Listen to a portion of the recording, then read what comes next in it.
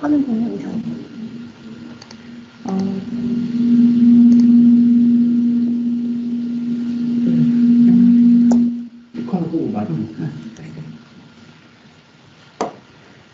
네, 마이크로소프트 365에서 반드시 알아야 할 정보관리 팁 5에 대한 세션을 진행하도록 하겠습니다.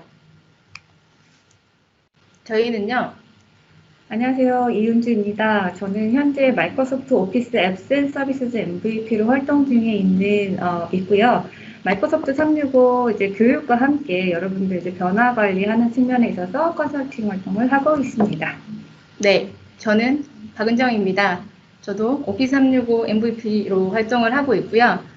마이크로소프트에서 이노베이션 허브 그리고 트레이닝 데이 관리자 세션에 대해서 발표를 진행하고 있습니다.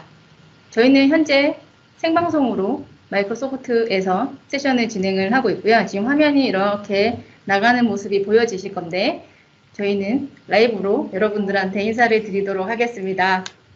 카메라가 너무 멉니다. 네, 반갑습니다.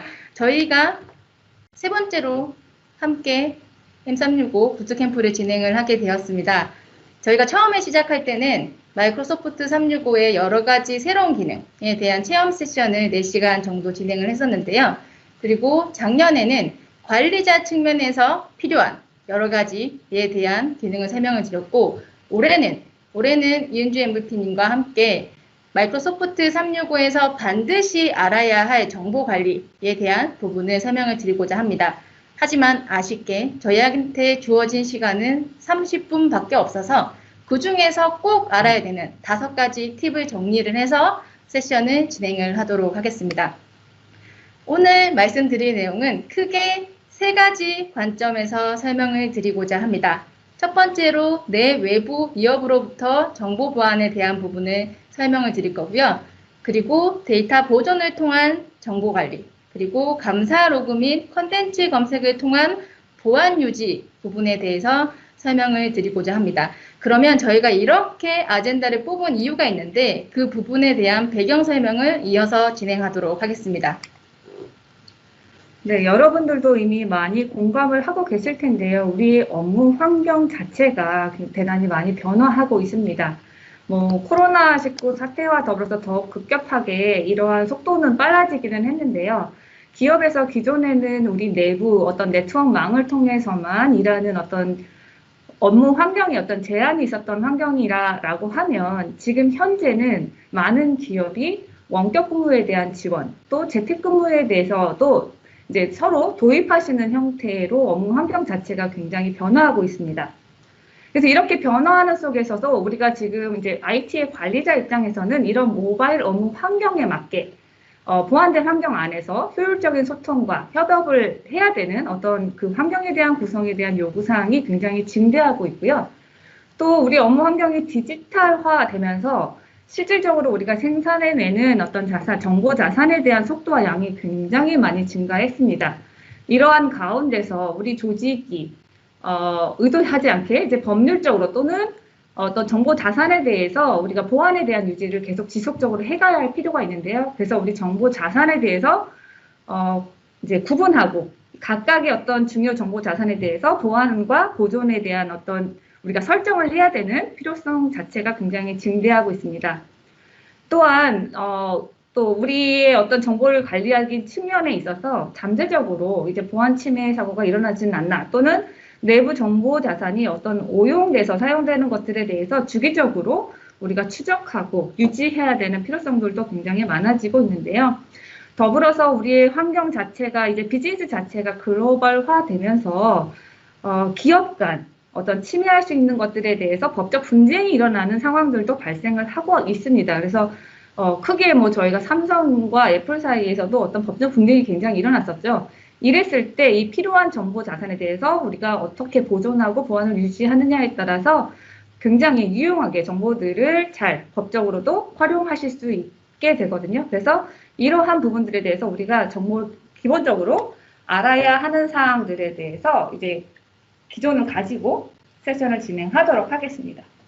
앞서 이은주 MVP님께서 말씀해 주셨던 것처럼 여러 가지 배경에 따라서 저희가 크게 3가지 관점에서 7가지 기능을 뽑아봤는데요. 그 중에 첫 번째가 다중인증이라고 하는 MFA 기능에 대해서 설명을 드릴 거고요. 그리고 외부 메일로 자동 메일, 저희가 내부 메일 자체를 외부에 다른 메일로 전달을 하는 경우에 여러 가지 해킹이나 이런 부분이 발생을 하실 수가 있기 때문에 그런 부분에 대한 자동 메일 전달 금지 기능, 그리고 보존에 대한 레이블 정책, 그리고 보존 정책, 그리고 감사 로그와 컨텐츠 검색에 대한 부분을 설명을 드리도록 하겠습니다. 저희가 컨텐츠를 구성을 할 때 왜 이런 기능이 필요하고 그리고 고려해야 될 사항들은 어떤 거고 어떤 피처를 통해서 어떻게 사용하면 좋은지에 대한 관점에서 하나씩 설명드리도록 하겠습니다. 외부 위협, 내부 위협에 대한 공격이 정보 보안이 왜 필요할까요? 현재 사용하고 계시는 아이디, 패스워드의 단일 로그인의 방식은 위험합니다. 해커가 아주 패스워드를 사랑하죠. 저희가 여러 가지 조사를 해봤더니 유출 공로가 대부분 이메일 또는 개인 메일에서 나의 다른 메일로 전달을 해서 또 사용하시는 방법, 퇴직자의 절반이 전 직장의 기밀 자료를 보유하고 있다고 합니다. 그리고 대부분 많이 이렇게 사용하고 계실 텐데 73% 이상이 비밀번호가 여러 곳에서 중복 사용을 하시는 경우가 많고요. 그래서 탈취된 계정을 이용한 피싱, 해킹이 가장 일반화된 침해 유형이라고 생각하시면 좋으실 것 같아요.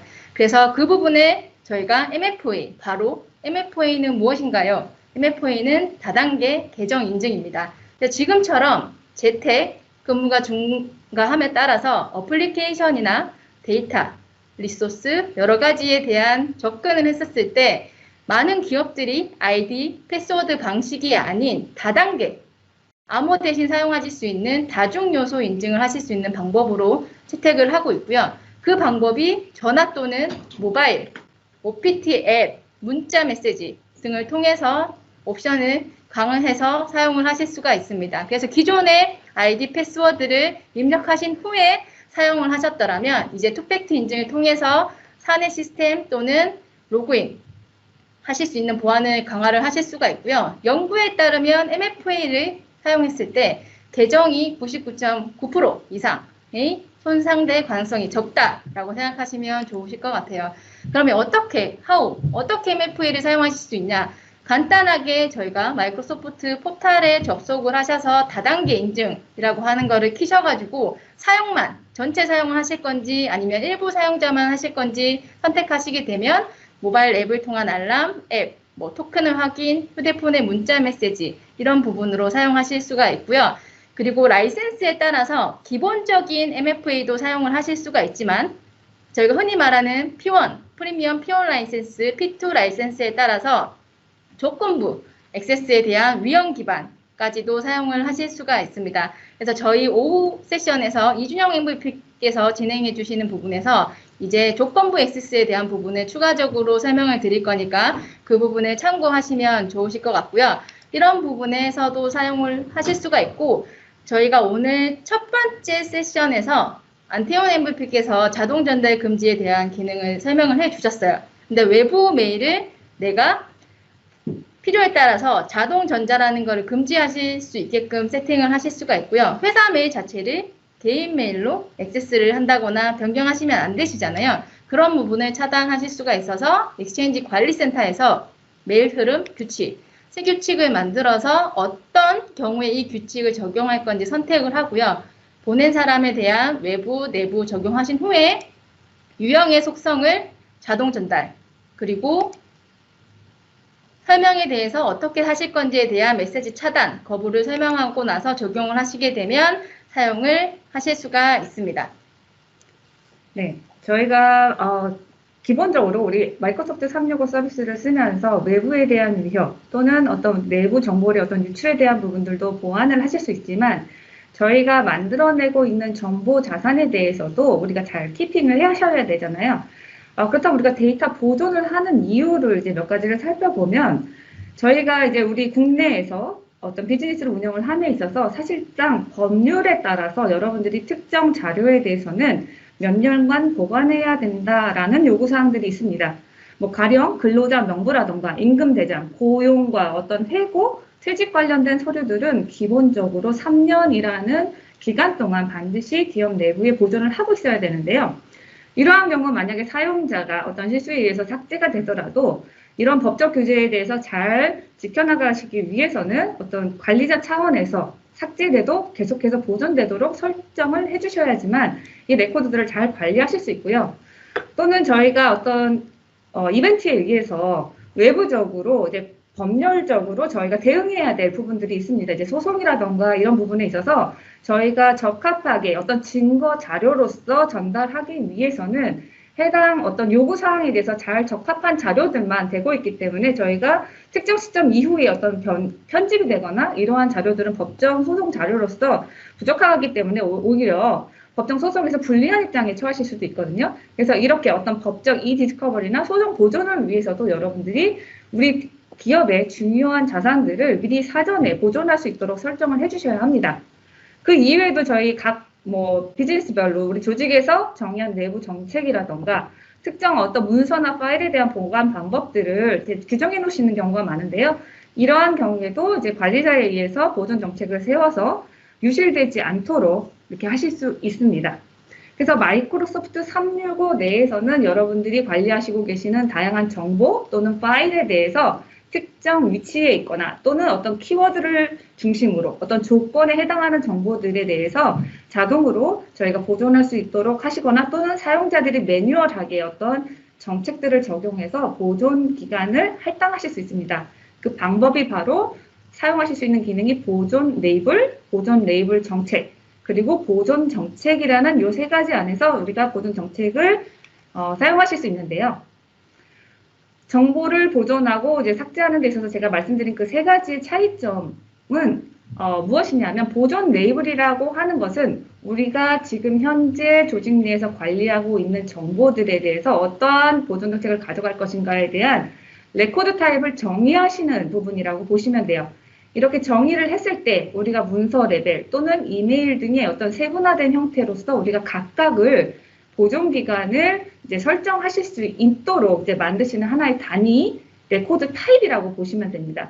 이렇게 정의된 보존 레이블을 가지고 이제 보존 레이블 정책을 통해서 특정 위치에 우리가 만들어 놓은 보존 레이블을 이제 배포를 하시고 게시를 하신다라고 보시면 됩니다. 그래서 보존 레이블 정책을 적용하실 때 우리가 지금 정의한 레코드 타입에 해당하는 어떤 부분들에 대해서 메일이라던가 쉐어포인트라던가 어떤 특정 위치에 이것들을 배포해서 사용자들이 사용할 수 있게끔 정책을 게시한다라고 보시면 됩니다.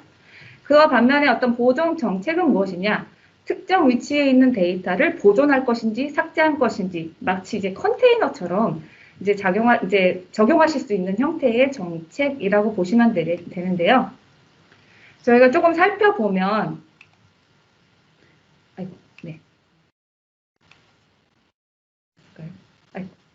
죄송합니다. 마우스를 보존 레이블에 대해서 저희가 이제 생성하시는 방법은 저희 마이크로소프트 365 규정 준수라는 관리자 사이트를 방문을 해주시면 카탈로그라는 영역이 있습니다. 솔루션 하단 부분에 이 카탈로그 부분을 클릭하셔서 이제 보존 레이블을 생성하실 수 있는 메뉴가 있습니다. 레코드 관리 부분을 이제 선택을 해주시고요. 그런 다음에 여기서 솔루션 열기를 해주시면 레코드를 관리하실 수 있는 사이트로 이동이 됩니다. 여기서 메뉴에서 레코드 레이블 만들기를 선택을 해주시고 보존 레이블에 대한 우리가 레코드를 정의한다라고 말씀드렸잖아요. 그래서 정의하기 위한 보존 레이블에 대한 이름과 여기에 대한 어떤 설명하기 위한 상세 내용들을 입력을 해주시고 우리가 몇 년 동안 보관할 것인가에 대한 세부 사항들, 이 보존 정책에 대한 법들을 정의를 해주신 다음에 다음을 클릭해 주시고 만약에 이 보존 레이블에 해당하는 그 문서들이 만료 기간이 지났을 때 자동으로 삭제할 것인지 또는 처리 검토자를 통해서 우리가 어떤 의사결정을 할 것인지에 대한 부분에 대해서 이제 설정이 가능하세요. 그래서 여기에서는 저희가 만료된 이후에 특정 처리 검토자를 통해서 승인에 따라서 그분이 이제 영구 보존을 하실 수도 있고 또는 삭제 처리를 하실 수 있는데 그렇게 이제 결정하실 수 있는 처리 검토자를 이제 추가하실 수 있습니다. 그래서 이렇게 추가를 한 다음에 만들기를 누르시게 되면 보존 레이블들을 만듭니다. 근데 이제 여러분들이 이제 보존 레이블을 만들었다라고 해서 이런 것들이 사용자가 직접 사용이 가능하신 영역이 아니시고요.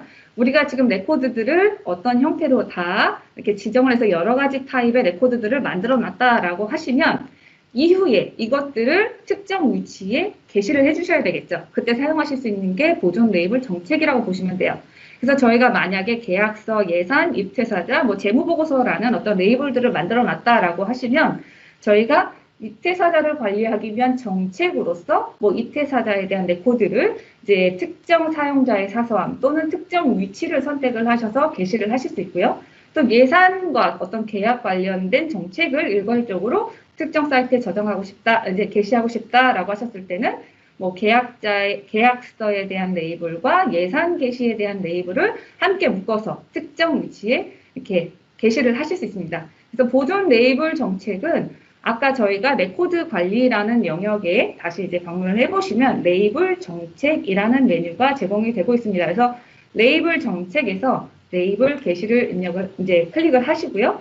거기에서 내가 어떤 레이블을 게시할 것인가에 대해서 멀티플하게 필요하신 레이블들을 선택하셔서 게시 작업을 시작하실 수 있습니다. 그래서 레이블을 선택하시고 어떤 위치에 하실 것인가, 모든 위치, 우리 회사에서 지금 관리하고 있는 마이크로소프트 전 영역에 걸쳐서 익스체인지 메일과 뭐 그룹과 원드라이브, 쉐어포인트 모든 영역에 대해서 게시하실 수도 있고요. 특정 영역의 특정 사용자만을 대상으로 해서 특정 계정만을 대상으로 해서 게시를 하실 수도 있습니다. 그래서 위치를 선택하시고 정책의 이름을 지정하신 후에 설정 검토를 통해서 게시를 하시게 되면 우리가 지금 생성한 정책을 기반으로 해서 설정했던 정책을 기반으로 해서 해당 위치에 레이블들이 게시가 되게 됩니다. 이렇게 게시가 되고 나면 사용자들은 게시된 정보 레이블을 가지고 각각의 영역에 대해서 적용하실 수 있는데요. 사용자 입장에서 만약에 쉐어포인트에 어떤 정책을 게시를 했다라고 하시면 특정 문서에 해당 보존 레이블을 적용하기 위해서는 문서를 선택하시고 우측에 있는 보존 레이블 적용을 선택을 하셔서 우리가 원하는 지금 해당 문서에 해당하는 보존 레이블을 적용하실 수도 있고요. 또는 우리가 특정 폴더에 만약에 올라오는 모든 문서에 대해서 디폴트로 보존 레이블을 적용하고 싶다라고 하시면 해당 폴더 자체에도 보존 레이블을 지정하실 수 있습니다. 또는 문서에도 기본 디폴트 레이블을 적용을 하심으로 인해서 사용자가 해당 라이브러리에 올리는 모든 문서들은 기본적으로 적용된 레이블이 적용되도록 구성을 하실 수도 있다라고 보시면 됩니다. 그리고 이제 마지막으로 보존 정책인데요. 보존 정책 같은 경우는 아까와 이제 레이블을 만들어서 게시하는 것과는 달리 특정 위치에 있는 정보들을 우리가 보존하도록 이제 설정하는 부분이라고 이제 아까 말씀을 드렸는데요. 여기서도 역시 카탈로그를 클릭하셔서 정보 거버넌스에 대한 솔루션을 열어보시면 보존 정책을 지정하실 수 있는 메뉴가 나타납니다. 그래서 보존 정책에서 정책을 이제 선택을 하시고요. 여기에서는 이제 아까 안 보이던 이제 팀즈와 어떤 그 이외의 영역을 선택을 하실 수 있는데요. 이 두 가지 영역을 혼합해서 쓰실 수는 없으시고요. 분리된 형태로 우리가 정책을 만들어서 데이터를 이제 보존하신다라고 보시면 됩니다. 그래서 우리가 보존 정책을 지정할 어떤 위치를 선택을 하시고 거기에 이제 존재하는 데이터들에 대해서 얼마만큼 보존할 것인가에 대한 부분을 선택을 하십니다. 그런 다음에 완료를 하시게 되면 해당 부분에 대해서 이제 모든 정보들이 우리가 지정한 영역에 있는 부분에 대해서 저희가 지정한 기간만큼 사용자가 만일 실수라도 삭제를 하시더라도 해당 정보들을 보존한다라고 보시면 됩니다. 네. 그래서 앞에서 여러 가지 이제 보존 정책에 대해서 설명을 드렸는데요. 저희가 이제 보존 정책도 사용을 하실 수가 있고 감사 로그에 대해서 설명을 추가적으로 이어가도록 하겠습니다. 그래서 감사 로그를 사용하는 그리고 필요한 이유가 무엇일까 생각을 해보면 저희 대부분 업무를 하시다가 메시지가 다른 폴더로 복사된 경우 또는 이동된 경우를 파악해야 하는 경우 그리고 이메일에 대한 전달, 설정한 사용자가 누군지 파악해야 하는 경우 또는 외부 사용자와 공유한 정보가 무엇인지 파악하자고 하는 경우 보통은 대부분 보안이라고 시큐리티라고 하시면 막는 데만 집중을 하시잖아요. 근데 이제 저희가 말씀을 드리는 거는 어떤 감사 로그를 통해서 어떤 데이터가 어떻게 체크를 됐는지를 확인하시기 위해서 사용자가 특정 문서를 보았는지 사서음의 항목을 제거했는지 이런 부분을 저희가 마이크로소프트 365 규정준수센터를 통해서 감사 로그를 검색하면 조직의 사용자와 관리자의 활동을 확인, 검색할 수 있기 때문에 감사 로그가 필요합니다. 그래서 감사 로그를 이용을 하면 어떤 부분까지 확인을 하실 수 있냐면 마이크로소프트 365의 여러 가지 서비스, 익스체인지, 쉐어포인트, 원드라이브, 애저 액티브 디렉토리, 팀즈, 그리고 오피스 365의 여러 가지 파워 BI 같은 서비스까지도 다 활동을 하실 수 있는 부분을 체크를 하실 수가 있고요. 그런 특정, 예를 들어서 쉐어포인트라고 앞에 사례를 설명해 주셨는데 쉐어포인트의 파일 또는 페이지의 여러 가지 활동이나 폴더에 어떤 데이터가 이동되는 이런 부분까지도 감사 로그를 통해서 확인을 하실 수가 있습니다.